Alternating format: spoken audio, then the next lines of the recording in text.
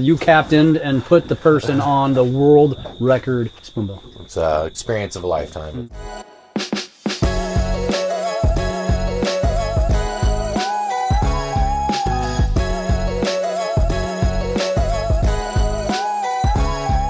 All right, we're on Truman Lake today. It's February 24th. Water temperature is 39.9 degrees is what my graph says. I got a little pile of crappie in here. We haven't started fishing yet. This is first spot. Got a little stick up here. It's got a little brush pile on it loaded with some crappie. I'm gonna go up here and see if there's any keeper size crappie on this and see if I can pull out the first fish. So it's right up here on this stick. You can see the brush pile I'm targeting. I'm gonna drop right next to the stick. See my jigs going down right here. Those are my jigs. This might all be little fish, but we're gonna give it a try. Let's see, I see a good fish down there. Let's see if I can get him to come up and eat this thing.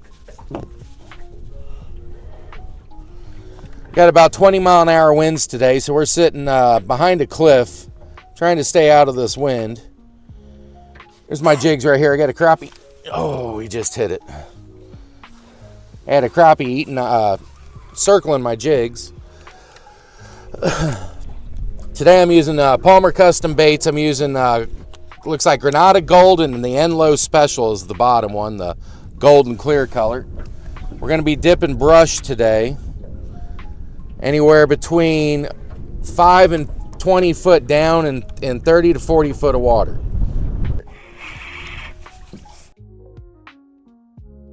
Just like that. Just like that, first fish of the day. Unfortunately, we didn't get it on video. We got the little clear Granada Gold, or that's the Enlo Special. It's a golden clear bait that I'm using in a single tail. 1/8 ounce double rig. I'm using a Granada Gold. It's a gold and orange tail. Let's see if we can catch a couple more. New year, same fishing guide. Same guy. Thanks for having me back, Dan. So we are back out here at the end of February. How's the season's been going so far? It's been pretty good this year. It's a little bit of hit and miss with the ice coming, and we had 2-3 weeks that we were froze. Yep. Didn't do much fishing. There was a couple guides that were out ice fishing on Truman this year. Really? Yeah, they got their side-by-sides out. Wow, was that thick? It was thick enough that they were going into big creeks on the upper end of Truman, and 8 to 12 inch ice, and they were chainsawing it up, and they were catching fish. So interesting. Just shows that guides, you can't hold us down. we got to fish. That is a fact. Well, on Lake of the Ozarks, it did not anywhere near freeze over. No. I mean, it did in coves, but nothing. I wouldn't have walked out on it. Right. Why do you think that is? What makes the difference between the two lakes that are right next to each other? It's the shallow water on that end. That water up there gets cold so fast. I mean, the average depth up there is 10 foot or less. It gets cold really quick. Yep. So those coves up in that upper end just freezes so fast. We got cold enough that the lower end froze for 2 weeks on Truman. Really? I wouldn't have walked across it. I seen ice that was 6 inches thick on this end after it started breaking up. Interesting. Now, I was reading at the beginning of this year that 2026 is the year of the crappie. The year of the crappie. What do you say to that? It's been a good start. I think as our population from the last couple floods, I'm not saying we're hurting in any way, because we're not. But it's a little bit smaller. We've really been catching efficiently a lot of fish.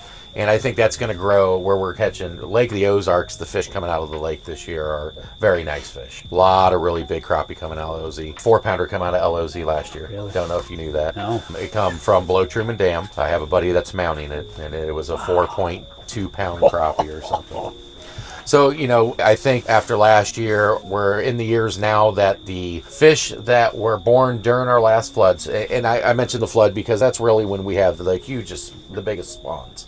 We have so much real estate for these fish to spawn in. Our best spawns come during the flood. Well, our last really good flood was 2021. Those fish are catchable now. 5-year-old fish. They're going to be really big. So we got a really good crop of big fish this year.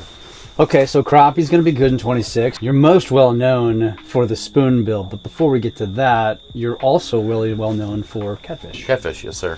Catfish this year has been interesting. I spent the year last year just crappie fishing. I mean, I really didn't move back to catfish. I just spent a year learning the crappie and really doing a bunch of crappie fishing. 2026 is going to be different. I'm going back to catfish next week. I've already been catfishing this year. We've caught several boatloads of catfish already this year, fishing upper Truman, all the way over by Osceola. cool area. I've been fishing the upper Osage River around Tally Bend, and it's been really good until we had a big rain last week. That upper end, the water clarity might be an inch. It looks like chocolate milk. There's logs as big as houses floating down up there right now. We're on the lower end of Truman Lake today. I think we can still see a foot down. It's a little murky, but we can see a foot down, so it's still pretty clear. Been catching a lot of really good fish up there. You know, some big fish, lots of limits. In the next week, I'm going back to my home waters, and we're going back to LOZ. And the shallow water bite is starting, and it's the next couple weeks is about as good as it gets. And it's really shallow on the Ozarks. I mean, we're down to 6 feet right now. Yeah, winter draw. They draw it down every winter. Allows people to work on their shorelines and all that, but it's really hard to put in at ramps right now. Yeah. You got to know the right ramps. You got to be careful when you do put it.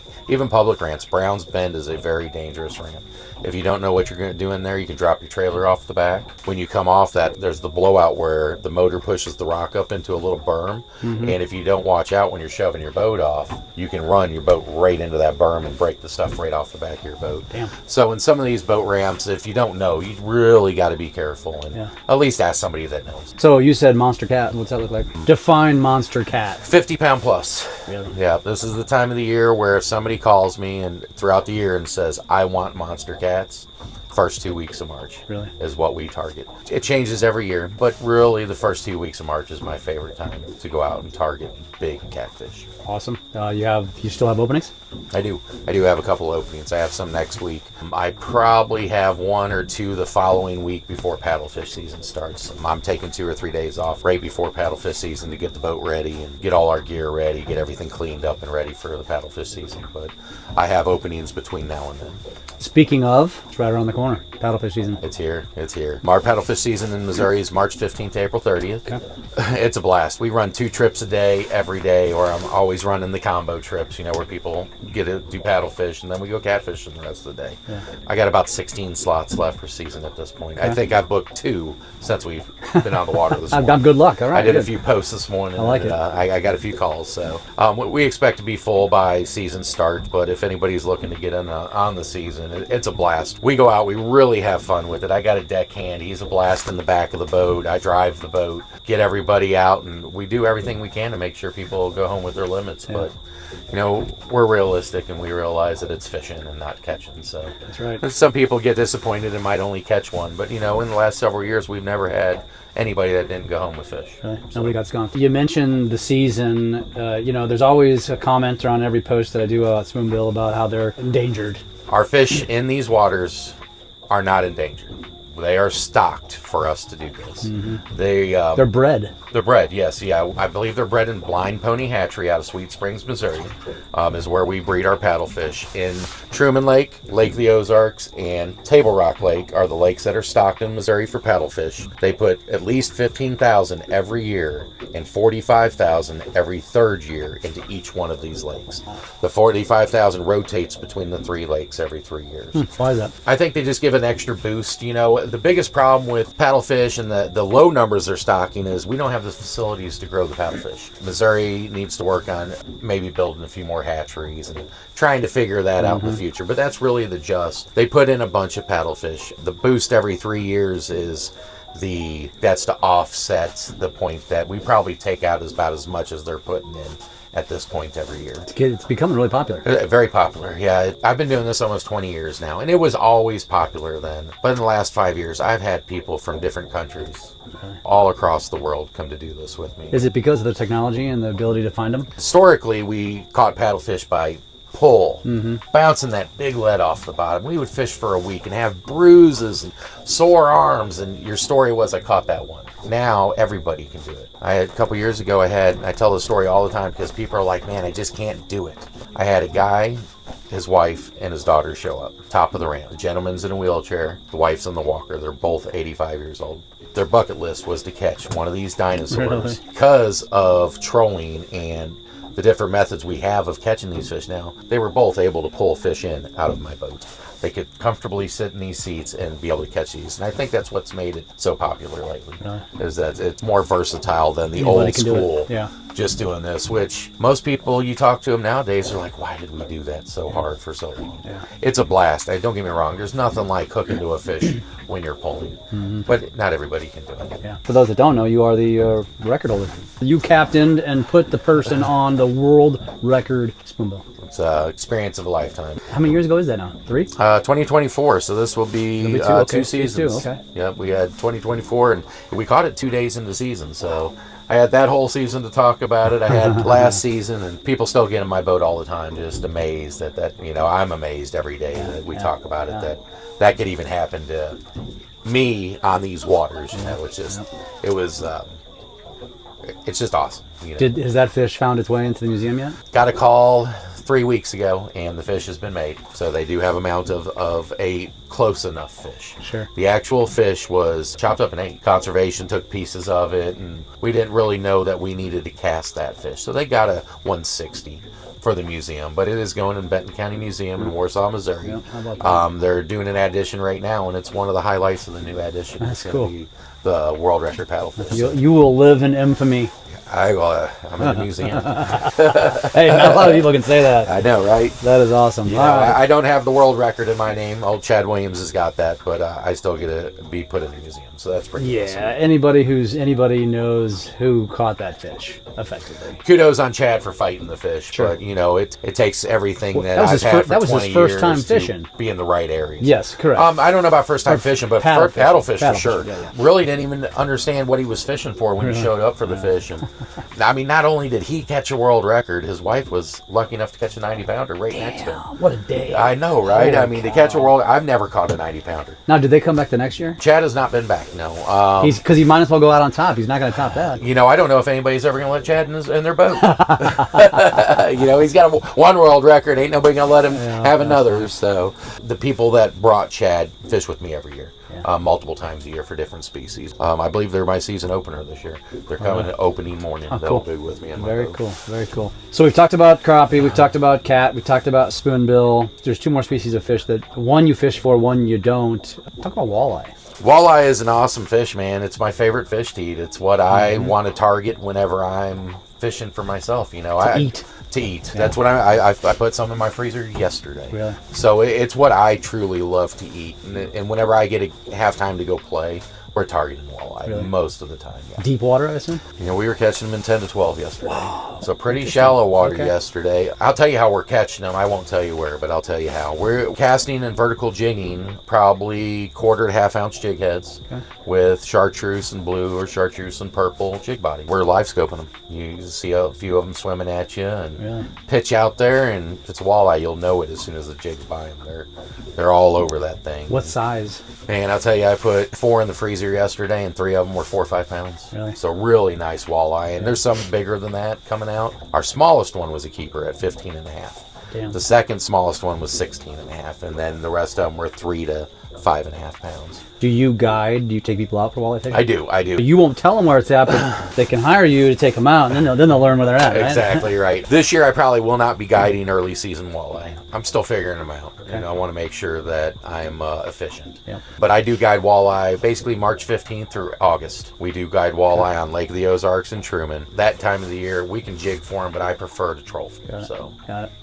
Last and probably the most popular, but you don't guide it, is bass. We got several species of bass. So we'll talk a little bit about bass. I know a little bit, and I got some guide friends I'd like to refer to, the bass guys. We'll talk about our other species of bass first, hybrid stripers and white bass. Okay. A lot of people love fishing for white bass. It's one heck of a fish to fight for. I don't guide for them. I haven't really got into the white bass, but I got a few guide buddies up here on Truman Lake, Jordan Lear, Angler's Edge Guide Service. If you're looking for a white bass or a hybrid guide, he's top notch. Yep. Real good guy. So if anybody's really looking for that white bass hybrid trip, I would get a hold of Jordan. Very cool. Largemouth in Kentucky. There's several bass guides. I know on Truman we got Darren Anderson. He can get you out. If you're looking for a bass guide up here, he could probably help you. down on Lake of the Ozarks, I like Jack. Jack's last name's a little hard for me to say. It's UXA. Okay. I cannot figure out how to... Uxa, I think, yeah. Yeah, but Jack, he's a great guide. He's a real nice guy, and he's down on Lake of the Ozarks. So there's a couple guys that can get you out on those largemouth, or I believe Jack even does whites. He's one of the few guys that I know that targets blue cats with jigs in the winter, yes. Okay. Anybody watch Mike Baker videos or knows him? He's an older guy from Columbia, Missouri. He comes down and he does a lot of fishing, Lake of the Ozarks and Truman, a lot of filming. He does Mike Baker videos, and he just did one of himself fishing Lake of the Ozarks up around the dam area, and he was using jigs for blue cat. Bagnall? Yeah, he was by Bagnall. Okay. He was above the dam. Yep. Probably in the 3 to 4 mile marker. I don't know exactly where. I know some landmarks in the background. Yeah. So Yeah. he was targeting blue cats with jigs and catching quite successfully. So it's another thing that Jack does down at Lake of the Ozarks. If you can ask him, he might take you out and teach you how to target blue cats with jigs. Interesting. LiveScope has really changed the way we look at fishing and the way we can tell how fish react to stuff. And, you know, just this morning we're fishing, we're not catching anything on a jig body. I'm like, hey, let's switch that color. They're swimming past it to get to the other one. Yeah. We switch it, we start catching fish on it. The LiveScope, if you use it as a tool of not only to tell you fish are there, but to learn what your fish are doing, it's amazing what you can catch. Yeah. So somebody wants to book you for any one of these. So we've got crappie, we've got cat, we've got the spoonbill, which is a limited season, March 15th, April 30th, and then of course potentially walleye. How do they do so? So I got several ways you can contact me. First would be my Facebook. It's Smith's Fishing Adventures. You can get a hold of me through my website. My website is mofishingguide.com, as in Missouri, abbreviated fishingguide.com, or my phone number is 573-268-4082. One thing I want to make everybody aware of is I fish both lakes. If you're calling me for a guided trip, I would prefer to take you to the areas where we're catching the best fish at the time, whether it be Truman Lake or Lake of the Ozarks. I get people during the middle of the summer that will call me at Lake of the Ozarks and want a guided trip down there. And if the fishing's better up here, I would prefer to bring them here.